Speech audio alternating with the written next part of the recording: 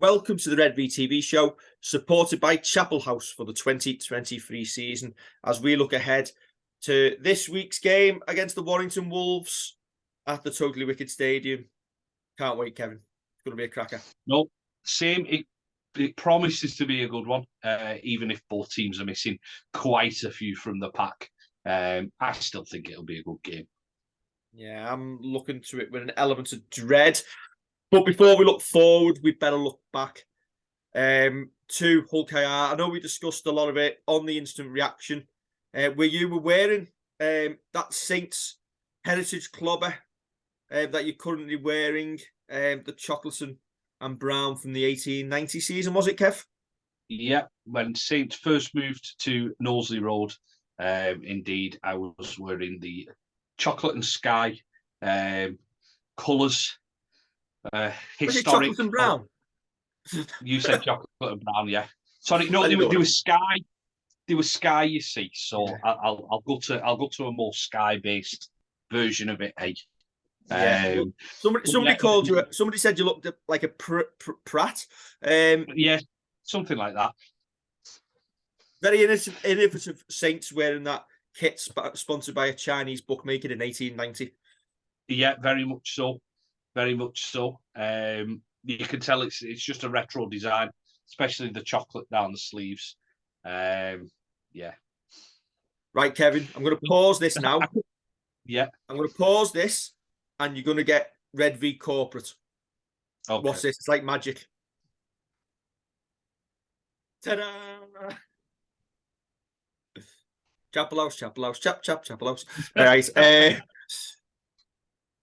Friday, we obviously wasn't the result we wanted. And it was the result that many actually expected and predicted ahead of time, given how many players we had out. But then afterwards, heads seem to fall off again in terms of we lose and people want Paul Wellens sacked. And it's a vicious circle, isn't it? We all go into this week, many predicting we're not going to get a result this week, and it'll happen again if we lose. Listen, maybe that's the nature of the beast. I'm sure Paul Wellens knows himself that it's a results-based business. But given the circumstances that we're currently faced with, it seems a little bit unjust, especially given the contradiction that we are still the bookmakers' favourites to actually win it at the end of the year. Yeah, it's there were two things that I said on the instant fan reaction. One was it was fine to be critical of that results and performance if you wanted to be. That's absolutely fine. People can be. Just make sure you include those mitigating factors. I know Paul Wellens has said in the press conference that you shouldn't be looking at the players who are out. You should be looking at the players on the pitch. But it is a mitigating factor. I think Hull KR deserved the win. They'll go back to that, and their fans who were needy enough to ask us why we weren't praising them, we did. Kev, we even pointed out directly to them the minutes to look at. 13 minutes 24 of the fan reaction, if you want to see us waxing lyrical about the Robins, who are going really well. Yeah, that's it. They are going well. They are going well. And it's okay to be critical about the performance and the result. It really is. You can't stop people's opinions, and we'd never want to do that. We're not gonna do it. Let others be vitriolic. Let others blurt out their own bile that they want to. We won't. We will disagree with people. Absolutely fine to do that. But if people want to turn around and say that it wasn't good enough, that's up to them. Absolutely. And listen, that is entirely up to them. We are right one opinion. We are an opinion. It doesn't matter whether we've got 100 followers or 100,000 followers. It won't stop us having an opinion one way or the other. And we stick by that opinion generally. One thing I do want to say, sometimes we don't agree. Sometimes. So it might be that like we'll be chatting during the game and we'll see something differently, and we won't necessarily agree with what we've seen. I think one of the best examples of that was Huddersfield a couple of years ago. I sat behind the sticks, you sat on the side. and we both saw a completely different game where I didn't think we were quite at it, and you thought we were really good. And I remember us both saying, like, in it, you were like, no, I thought we were great. And I was like, no, we weren't that good. We were all right. We got the win, and it's fine. It's fine for people to disagree. Listen, get involved with the chat. Just don't be a Burke about it. One interesting one, Kev, was from Friday night. Obviously, the Matty Lee sin binning. And we tweeted out at the time that Ben Phelan had said it came off the chest and play on. And then it was it was a couple of seconds later where he blows the whistle and he goes and speaks to the touch judge who said it was high and sends him off. And our argument at the time was the referee's being overruled by his touch judge. Maybe there's the way they work is if somebody says they've seen it hit the head, that's what they go with. But we had a couple say he didn't say that, but he did because we seen it from the side. Saints fans behind the sticks might not have seen that. And it wasn't picked up on the video either because he was off screen. Yeah. So you get different perspectives from where you watch on the ground, whether you watch on TV, whether you watch live. One thing I did pick up, although Ben Phelan we felt was wrong to send Matty Lees to the sin bin for 10 minutes and it cost us for a little bit. The one we posted in the second half when we were 8-8 and we said no one in the stadium knows what that penalty is for, including the players. And that tweet was right. Nobody knew what it was for. When we've watched it back on the video, we have to say the actual awarding of the penalty for the offence that is given for was absolutely spot on by Ben Phelan. Yeah, and his touch judge. They got that one. Well, it was a great call. Yeah. I've got two things to say about it. One, the only thing I would say is how many times does that happen during a season and isn't called? And is it literally taking rules to the extreme? But that's a completely biased Saints opinion. I have no idea what the answer is to that. And the second one is Joey Lussick, who gets called for being downtown on that play. It is the laziest shortcut that has cost us in a long time. And I'm quite happy to call him out for it because we actually said at the end of the game we thought he'd give us energy and he played well. But that penalty, if anybody watches the highlights on Saints TV, and I think it's about 52 minutes in, he's already 5 meters in front of where the tackle is completed. Instead of trying to get onside, at that point, he literally turns round and goes for a walk. He goes for a walk. He turns round, he walks away from the play of the ball into the defensive line of Hull KR and stands there to take a breather. Essentially, listen, he's taking a breather and it's a shortcut. Conrad Harrell has then made a bit of a break, got through a tackle, made meters. Lussick ends up behind him and receives the ball. And at that point, Ben Phelan rightly says, you never, ever got behind where the play of the ball initially was. On the back of that, Hull KR go and score, take the lead, a lead they will never relinquish. At 8-8, we were just about getting some field position and looking like do you know what? We've seen out that first 10 minutes, like we did in the first half before going on to take the lead. That's cost us big time. And I don't know whether that's concentration, discipline, players taking shortcuts now and again, because we've seen it a few times this year. We do seem to have a tendency of our forwards taking a breather in the opposition line while we carry the ball away. I don't know whether that's more so than in recent years or we're just noticing it because we're being on the receiving end and we're being critical. But they're the things that we can influence and that Paul Wellens can influence. And I'm off the soapbox now. But that's... I was just about to say you're stepping off the soapbox. But listen, if you want us to be critical and just go and watch that play of what it was called for, there's absolutely no explanation or reason why that should happen. And you talk about the moments, Kev, small ones. I'm on it again. I'm on the soapbox again. Leave me at it. No, I'm going to interrupt you for a change. You always do. The mitigating factor, you've just mentioned 2 decisions which have been given by touch or seemingly given by touch judges. We were still at 12 men at that point, weren't we? When they scored that try. Not ideal. So you're doing it tough with your your lack of forwards. And I know Joey Lussick didn't make many meters, if any, on Friday, but you're doing it tough, and he's had to pull a breather there because he's not been getting. And this is where it probably goes round in a vicious circle.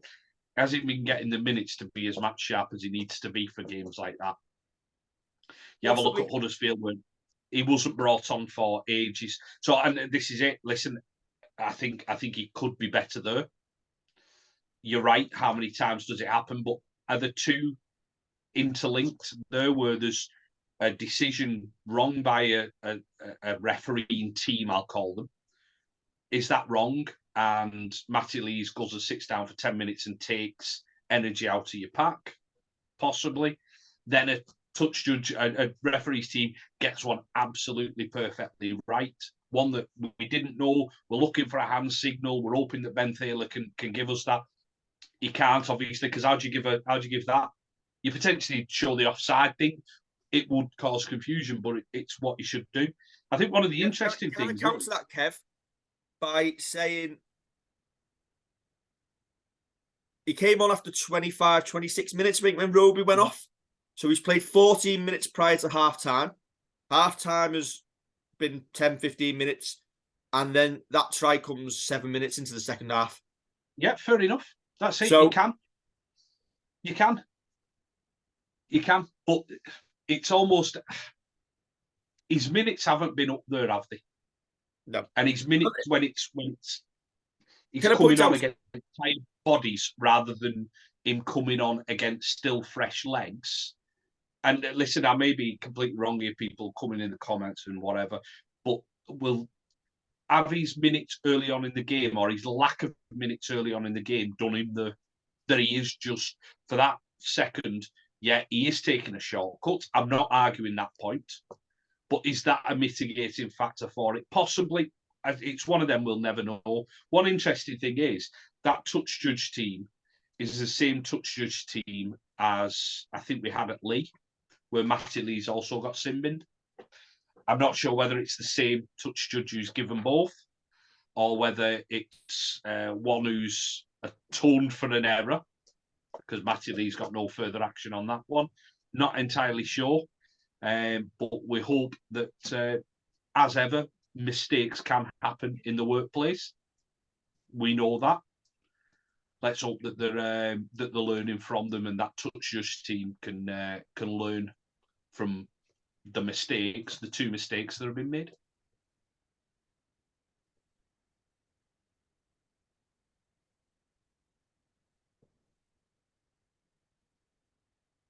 Kevin, this could be a case of Mulder and Scully. It's a conspiracy.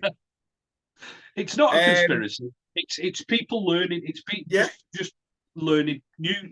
Young touch judges getting a feel for the game. Listen, they're calling what they see, and that's what we want. We don't want an over-reliance on videos. Obviously, we didn't have it on Friday. We don't want that. And then when there is an error made, and again, we could go into a whole thing on this where we don't want games re-reffed anyway. But if there is an error made, then they just learn from it. And that's what you want. You want that from your players, you want it from your coaches, you want it from your referees, you want everybody just to get better so the game keeps improving. And I'm not bagging refs for that, because, as I say, players need to learn. So Joey Lussick should never make that mistake again. I'd hope that during the week that players have worked on ball retention, because that killed us at times. Matty Lee's dropping a ball on the first tackle. Sam Royal, when we're up in the opposition half, dropping one, and they're almost, you start putting them all together and they are coach killers. Yeah, absolutely. And I've plucked that Joey Lussick one out as an example. Again, he might not have made many meters, but I thought he had a good game.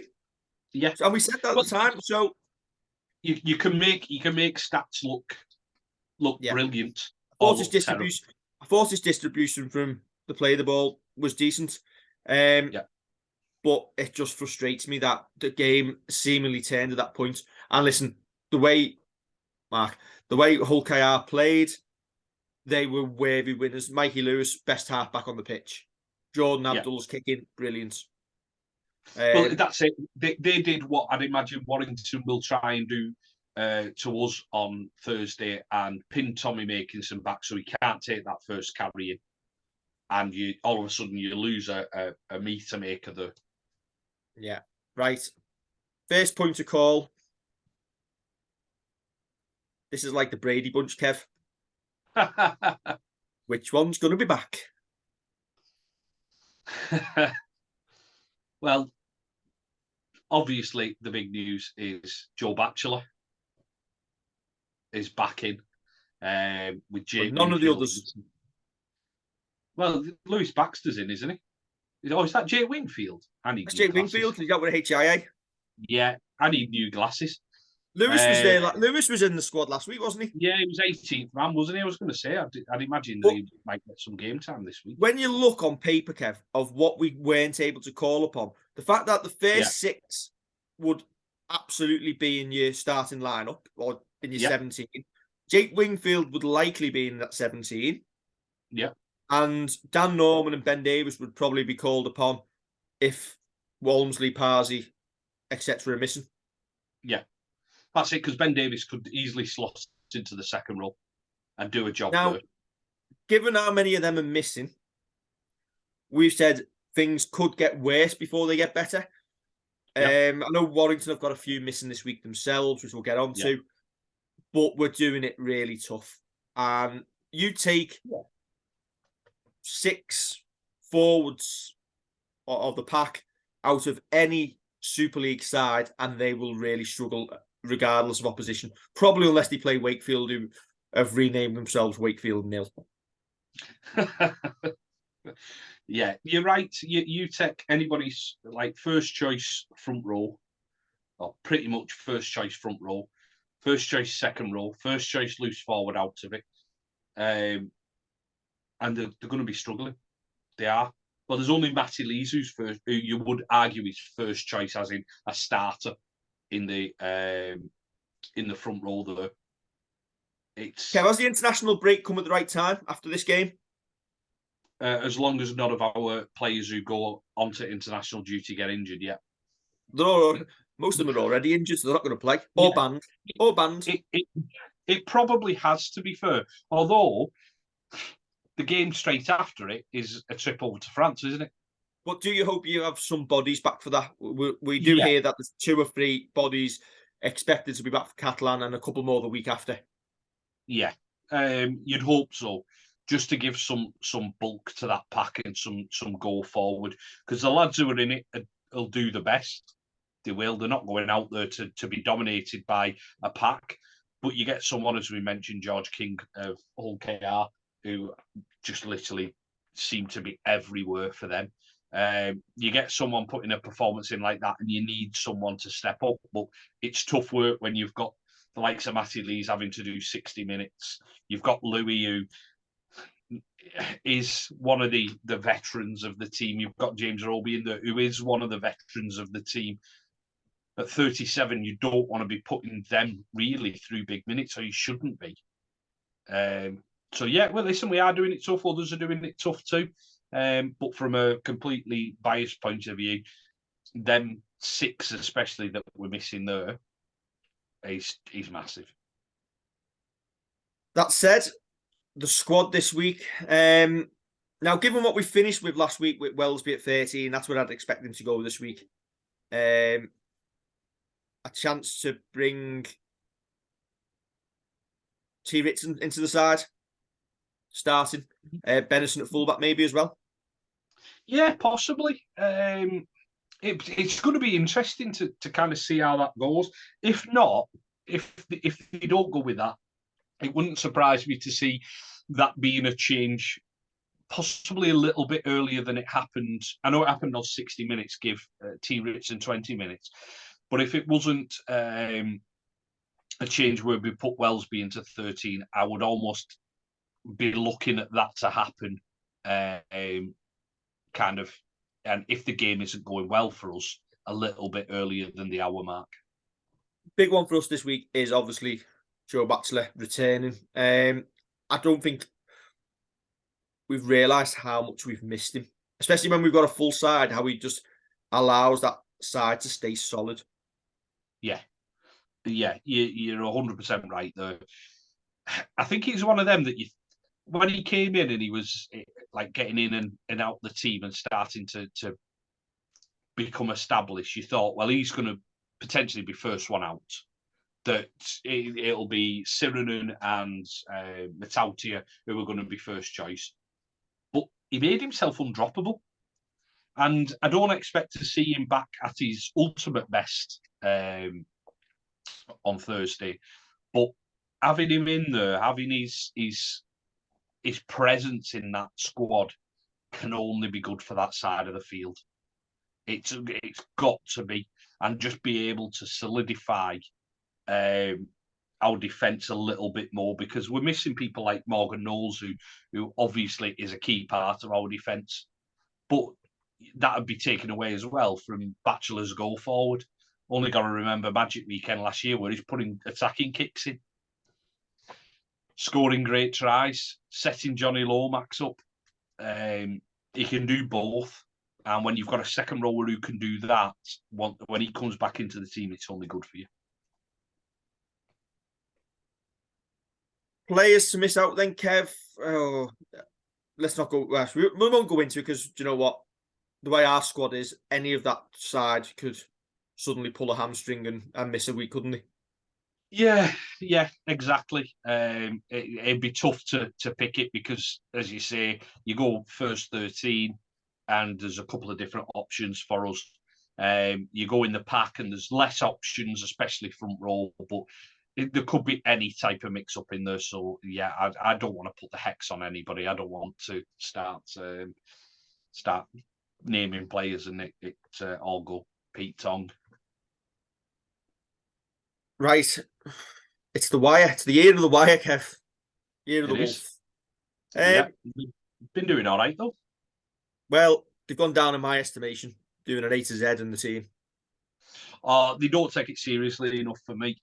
You don't do 1, 2. Usually, what I do is I do tend to write out who's missing from each side based on the squad numbers. Gives you a good feeling for who's missing. And because they do it like this, I just couldn't be bothered. I'm not wasting. If they can't put it in numerical order like a proper team would, then I'm not interested. Gil Dudson missing for being punchy. Yeah. Paul Vaughan missing from the disciplinary. He got a game ban, and I haven't seen it be rescinded. But there's still time for that. No, they didn't. They decided not to appeal it. Rest him for this week. They don't need him. That's what they're thinking. And Joe Philbin as well. Another one missing.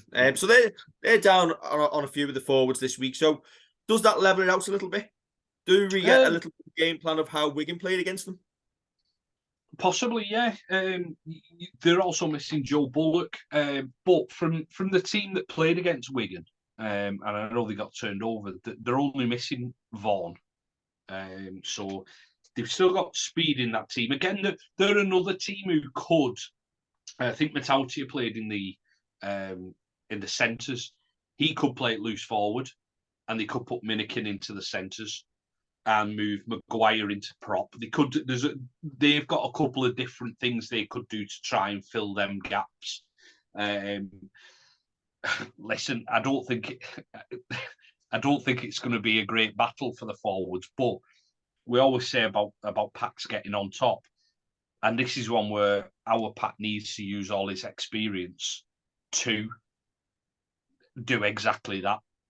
We've got enough experience still in that pack to win that battle, and you've got to stop Warrington getting making a good platform for the likes of Matt Duffy to work off, for the likes of George Williams to work off, for the likes of Drinkwater to work off. You've got to stop that. Yeah. Interestingly, Kev, if we win on Thursday, it's a big if, yeah, we will have only suffered 2 more league losses than Warrington during their greatest ever season in 2023.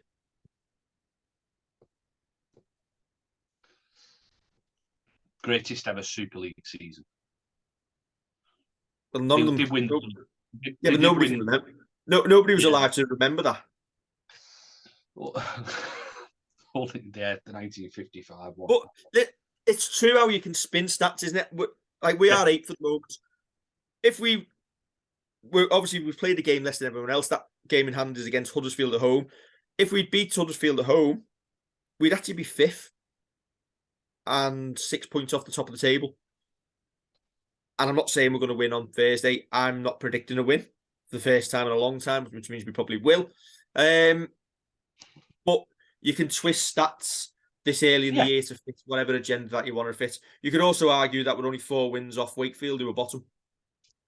Yeah. Well, there you go. There's your point. That when you talk about stats, you can make it look however you want to. What's the brass saying about stats? No, it's stats are like a bikini. What they are, or a mini skirt. What they reveal is suggestive, but what they conceal is vital. Bra does the same. Yeah. Well, that's it. A stat, you can make it look as good as you want to, can't you? You can make anything look as good as you want to. As I say, Joey Lussick didn't make many meters on Friday, but he scored a try. He scored 50% of our tries. There's a stat for you. He scored 50% of our tries on Friday. Good job he scored 2, or he scored all of them. Yeah, exactly. And then he scores 100%. I remember, actually, I think there was a Burnley-Liverpool game that we beat them 2-0, and the BBC Sport headline was Burnley with 29% of the possession beat Liverpool. I remember getting the headline, retweeting it, saying Burnley with 100% of the goals beat Liverpool. You can twist it however you want. We might not have had the possession, but we scored all the goals. It's the same stats. That's how You're stats always work. on about Burnley. Correct. You turn up and do fan reactions in your Burnley gear. In our chocolate and sky stuff. You still not had an apology there, have you, either? No, and I don't think I'm going to get that until I turn up in my Lancashire cricket kit, like including bat and helmet. Right. I think that's us done and dusted. Kev, prediction? No.